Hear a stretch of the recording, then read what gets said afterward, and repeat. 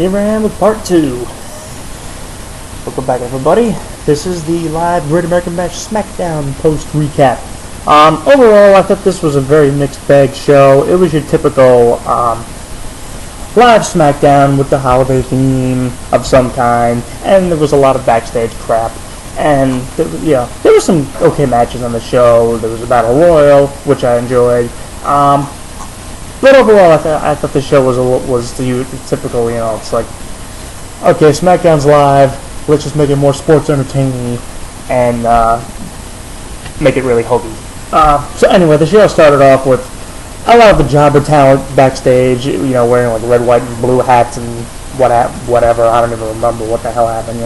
Natalia was talking to Yoshitatsu about what her Bret Hart and what a great uncle he is. Then Yoshi asks Hunico Camacho what she's talking about, and then the show Hornswoggle on the Kid Cool, and all that kind of stupid stuff. Then Teddy Long comes in, got a stupid cooking apron on, and he says he found a volunteer to clean up any messes, any mess that might be made. And of course that person is Eve, and of course she's wearing all white, so we know what that's going to lead to later on. So then Santino says that as Jewish champion, it's an honor for him to kick off the festivities with a barbecue, whatever. First to get the grill lit, and then Kane comes in, and then just like his pyro, the grill lights up. Really idiotic segment. Then we get Alberto in the ring, and he says that tonight he's not here to celebrate America. He's here to talk about something more important, of course, that being himself. He mentions that he finally got his one-on-one title match with Sheamus, and he's going to send Sheamus crying. And he says it's like fans like Sheamus because he's a common peasant and a hooligan just like the fans are. And he says that he came to this country legally, not like the fans in the arena. And he said he made a lot of money in Mexico. He's making a lot of money in the States. And he says the fans make him sick. And he says that after Money in the Bank, he's going to send Sheamus back to where he belongs. I guess that being Ireland. And he says he wants to do the same to the fans. And he says I'm going to start right now. So then he gets out of the ring, and he starts jaw-jacking with the fans, telling them to show him their papers and everything. And then Del Rio goes up to a fan who I think is a full-time camera crew guy for WWE. And then the guy actually says to him, this is Texas.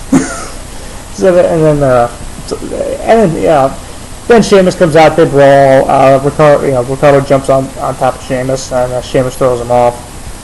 Sheamus pounds Del Rio more. Ricardo gets involved again. Sheamus goes, pushes him away, whatever. Then Del Rio roundhouse kicks Sheamus in the back of the head. Then he lifts the hood of his Rolls Royce up, and he just repeatedly pounds Sheamus in the back of the head with that.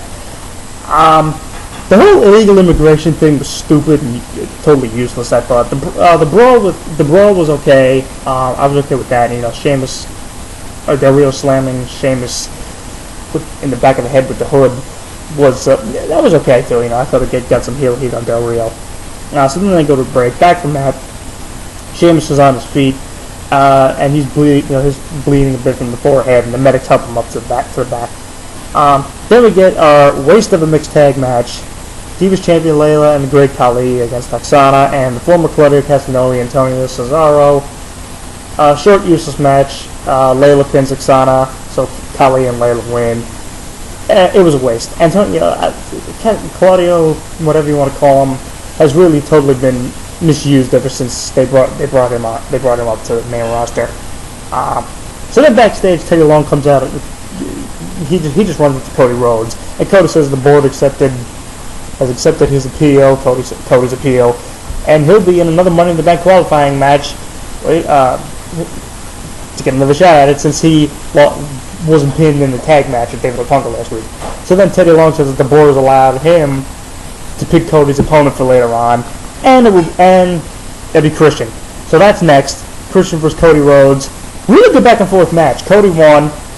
So he'll be in the Money in the Bank match. I had a feeling they were going to do something where it's like, Cody said he wasn't pinned, so he wanted a second shot. I kind of had a feeling they could do that.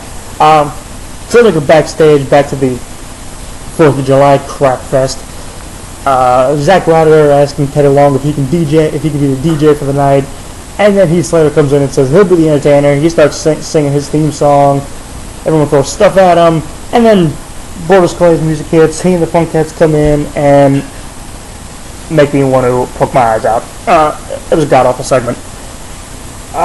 So then we get the next Monday the Bank qualifier.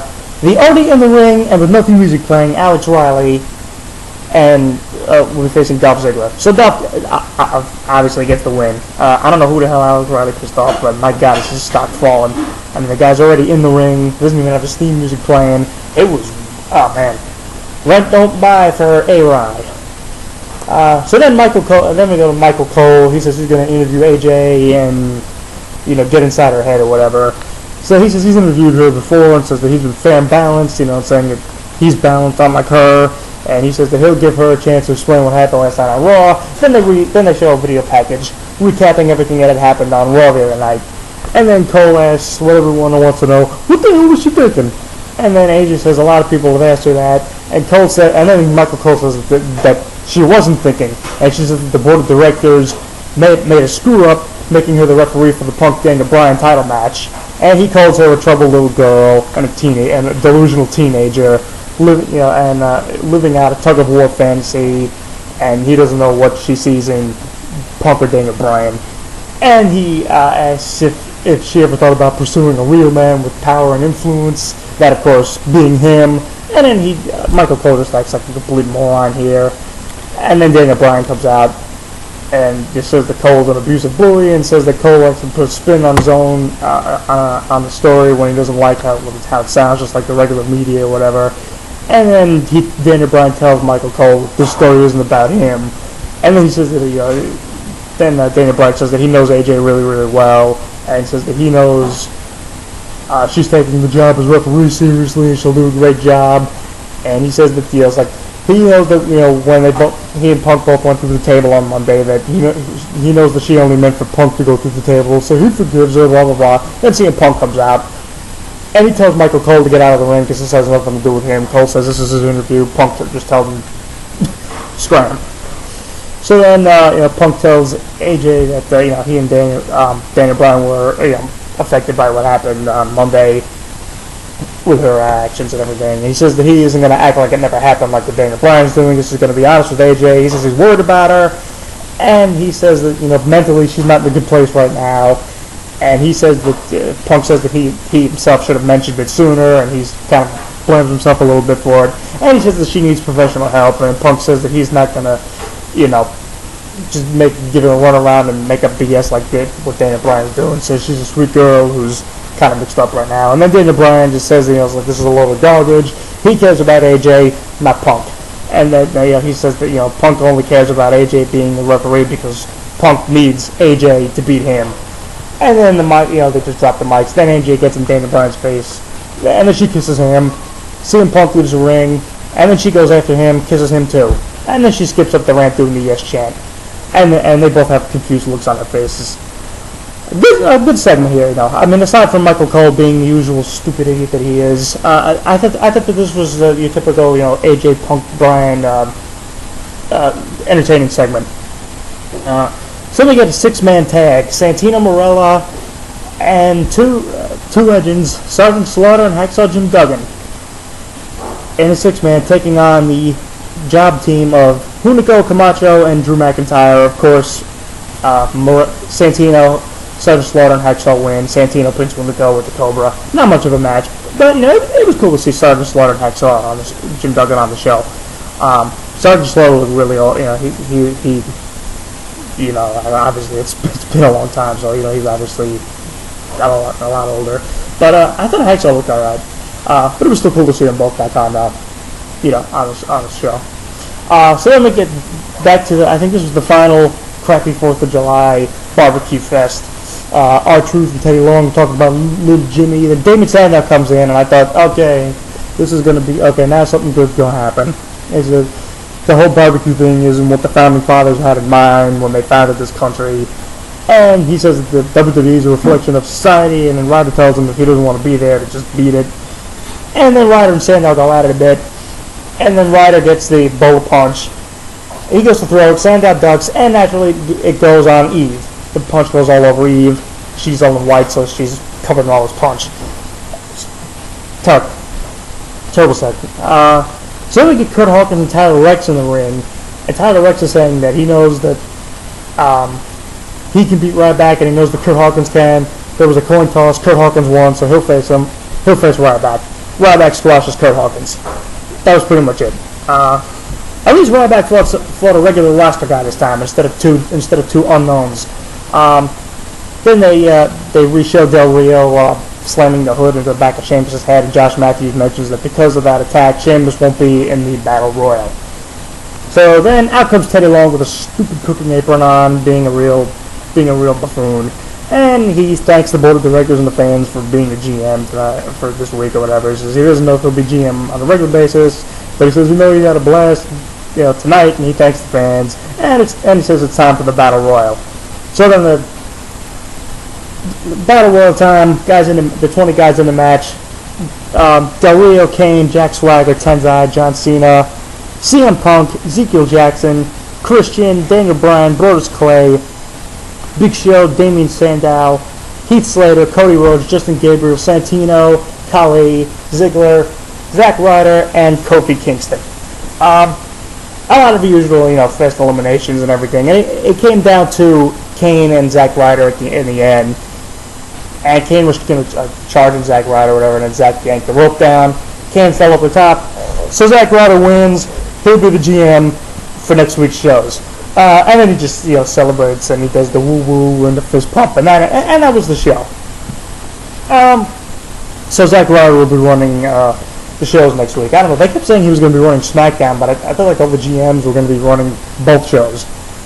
So anyway, but like I think, it's like a battle royal to see who's going to be the GM for on SmackDown next week. It's like not really a big deal. So it's like because the GM has to now answer to the board of directors anyway. So, like I say, overall that was and so Zack Ryder winning the battle royal was the end of the show, and then that was pretty much it. So, like I say, I thought this was a very hit and miss show overall. The 4th of July segments backstage sucked. Like I said, the less said about those, the better. For me, the battle royal I found entertaining. I enjoy watching battle royals for the most part, so I enjoyed this one. When it came down to Zack Ryder was still in there with Kane and I forget who else was in there, but I had a feeling that it was they were going to have Zack Ryder win just so that he could run the shows next week. The Christian Cody Rhodes match was really good too. I thought that they had some really good back and forth stuff going on over there. I knew that Cody Rhodes was going to win since it was the second shot at getting into Money in the Bank. So now for Money in the Bank, we got for the World Title one, we got 7 guys. We got Sandow, we got Tyson Kidd, you got Santino and Christian, you got Tenzai, and now we have Cody Rhodes and Dolph Ziggler. So I don't know if they're going to add any more, like one more guy in there, make it an even 8, or if they're going to do, because they said it was over 2 weeks, I think we're going to have Money in the Bank qualifiers. So they had matches last week and they had matches last night. So I don't know, maybe there'll be 7 guys in there. But I would definitely like to see either Dolph or Cody win, because I think it would make the most sense if one of those two would win it. I mean, I don't see Sandow winning it. It's he's too soon for him to be in the title hunt. Christian's had it before. Santino is a no chancer. Tyson Kidd is a guy, I guess doing spots and stuff, but he's he's the no chance spot guy. Tenzai, no way. Like I said, Dolph, again, Cody, God knows why they feel the need to bury them all the time. And it's like, oh, hey, we need a guy we need to push a guy. Hey, let's push these guys that we tell fans not to take seriously anymore. And then when they won't take them seriously and we push them, we won't know why. It's like, could you tell us they don't matter, you morons? So, like I said, Alex Riley, Dolph Ziggler was a short match. I knew, no surprise Dolph was winning there. Alex Riley is in Rent Don't Buy Jobville there. The opening segment with Del Rio with the whole illegal immigration promo was stupid. Well, the Sheamus was alright. So overall, and that was pretty much it. Like I said, the Battle Royal was good. 6-man wasn't much, but it was cool to see Hacksaw on the show. It was cool to see Hacksaw. I was always a big Hacksaw fan back in the day. So that'll pretty much do it for me right now. I'll be back on. What the hell's today? Oh yeah, the 4th of July. So I'll be back on, I guess, next week, since there's no, wait a minute, no, I'm sorry, I'll be back on Friday with my post-Impact. So until then, you can check out TonyViz.blogspot.com, subscribe to the Tone 4 on my YouTube channel, feel free to add me as a contact, and of course, as always, comment as you see fit.